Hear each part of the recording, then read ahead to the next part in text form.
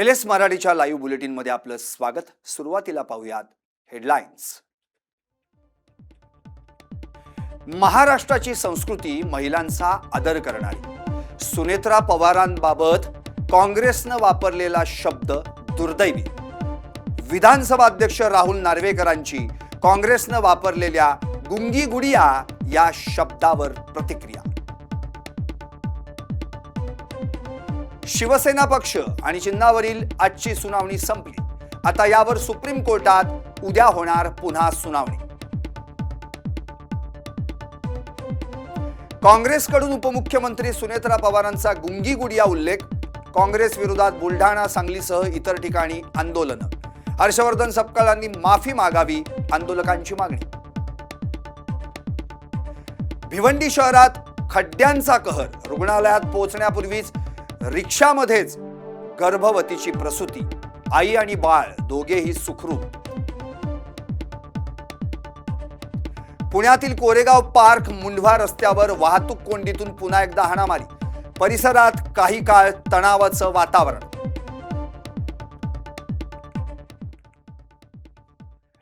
आणि आता बातम्या विस्तार। नमस्कार, मी संदीप। विद्यार्थ्यांना त्रास दिला जातोय असं थेट राहुल गांधींनी म्हटलंय। विद्यार्थ्यांनी हिंसा केली नाही तरीही त्यांच्यावर लाठीचार्ज झाला। विद्यार्थ्यांचा संघर्ष भविष्यासाठी आहे। विद्यार्थ्यांवर जो काही लाठीचार्ज झाला तो काळा दिवस होता। अमित शहा आणि मोदींची देशासमोर उभं राहण्याची हिंमत नाही का, असंही राहुल गांधींनी म्हटलंय। तो हमारे यंग प्रोटेस्टर्स हैं, उनसे भैया प्लीज शांत हो जाइए, डिस्टर्ब मत कीजिए।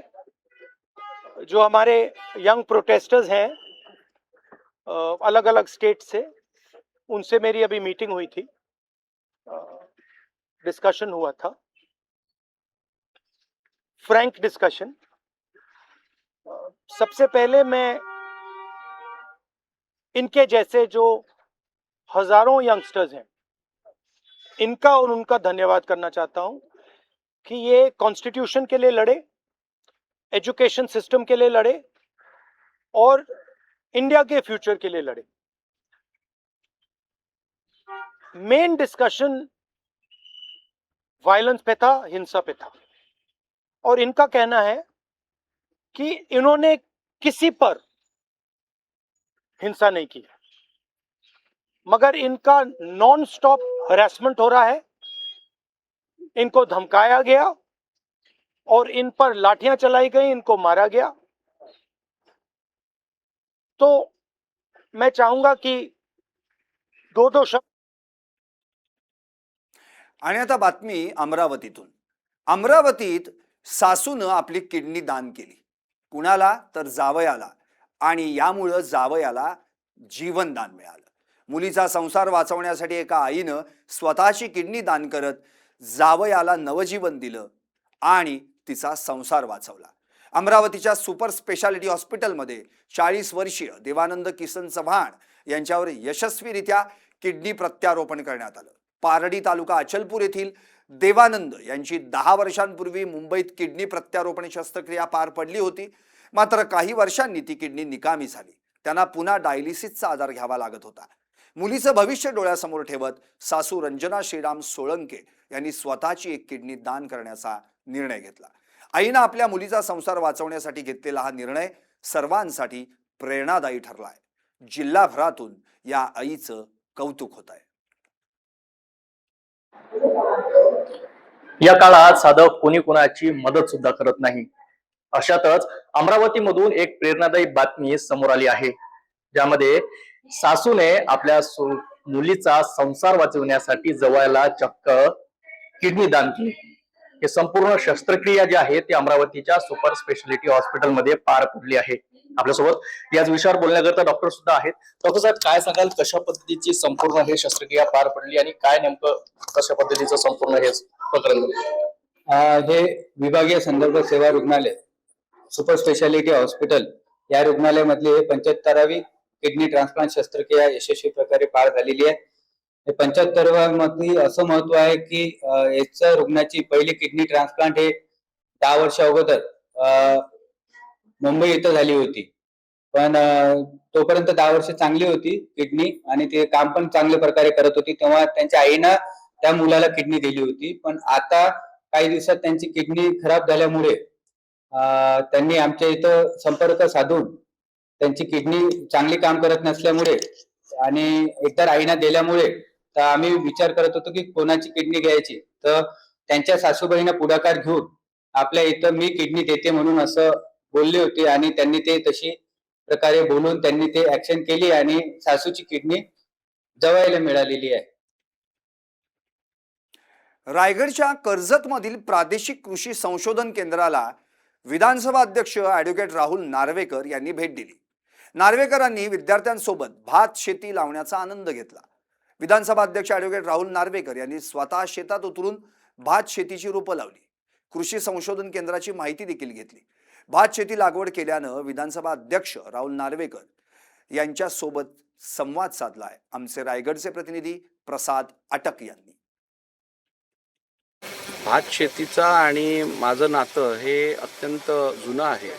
परंतु काही अलीकडच्या काळात शहरात व्यस्त असल्यामुळे अशी संधी प्राप्त झाली नव्हती. आज शेतात उतरून, बांधावर उतरून शेतात लावणी करायची मला संधी प्राप्त झाली आणि मला खात्री आहे की इकडे आज मी बघितलं की malaडमधल्या मुंबईसारख्या शहरातील एक शाळेतील बरेचसे विद्यार्थी इकडे कृषी संदर्भातली माहिती घेण्यासाठी आलेले आहेत. त्यांना पण शेतात उतरून लावणी करायची संधी प्राप्त झाली आहे.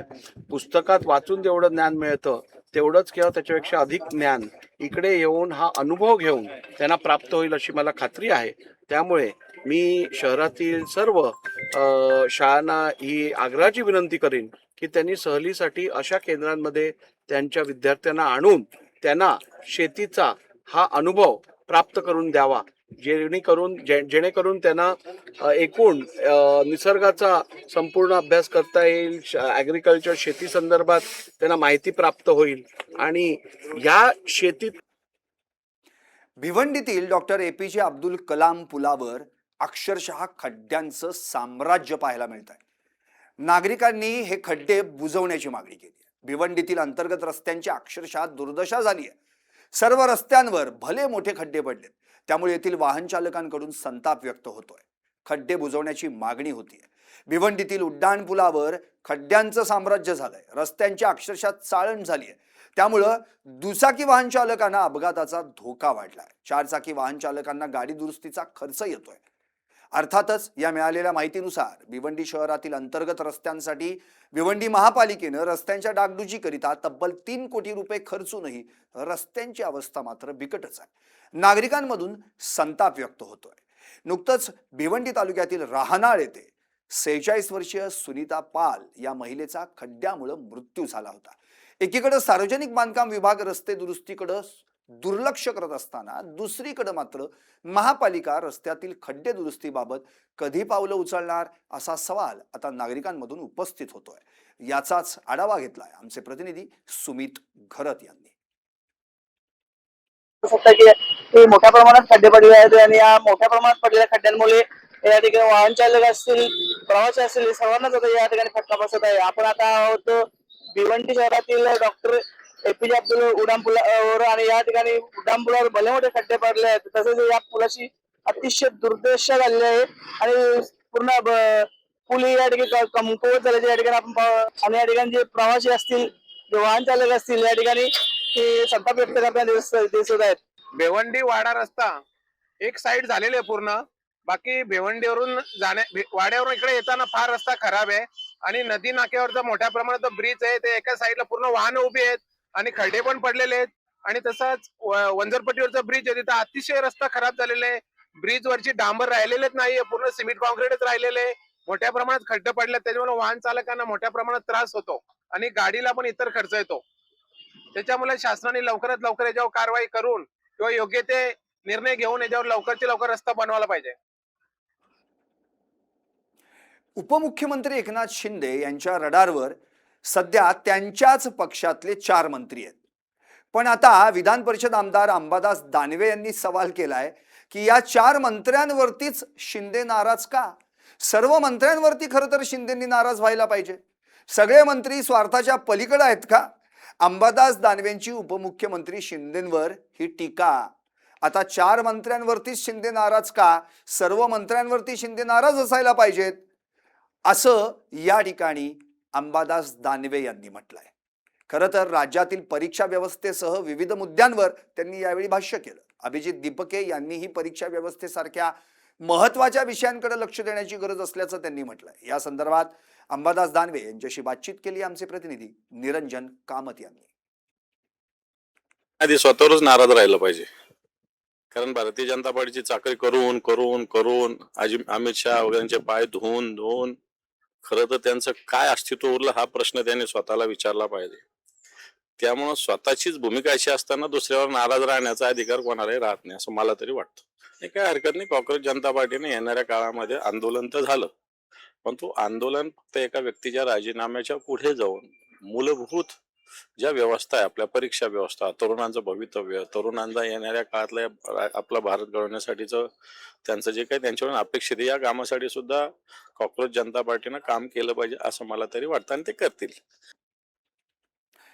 हेडलाईन्स झाल्या, सविस्तर बातम्या देखील पाहिल्या. आता जाता जाता पाहूयात काही वेगवान घडामोडी. काँग्रेसच्या मल्लिकार्जुन खरगेंनी डी.वाय. पाटील यांना वाहिली श्रद्धांजली. डी.वाय. पाटील यांनी कुटुंबियांसमवेत राज्याला सुधारण्याचा प्रयत्न केला. त्यांच्या कुटुंबियांना सावरण्याची शक्ती मिळाली. कर्जतमधील प्रादेशिक कृषी संशोधन केंद्राला विधानसभा अध्यक्ष ॲडव्होकेट राहुल नार्वेकर यांची भेट. विद्यार्थ्यांसोबत केली भात शेतीची लागवड. अजित डोवाल यांचं योगदान देशासाठी खूप मोठं, वशिला लावून हा पुरस्कार देण्यात येत नाही, रोहित टिळक यांचं वक्तव्य. जात प्रमाणपत्र रद्द होण्याला सरकारच जबाबदार. राजकीय हेव्या दाव्यातून सरकारचे लोक अधिकाऱ्यांवर दबाव टाकून जात प्रमाणपत्र रद्द करतायत. मनोज जरांगेंची सरकारवर टीका.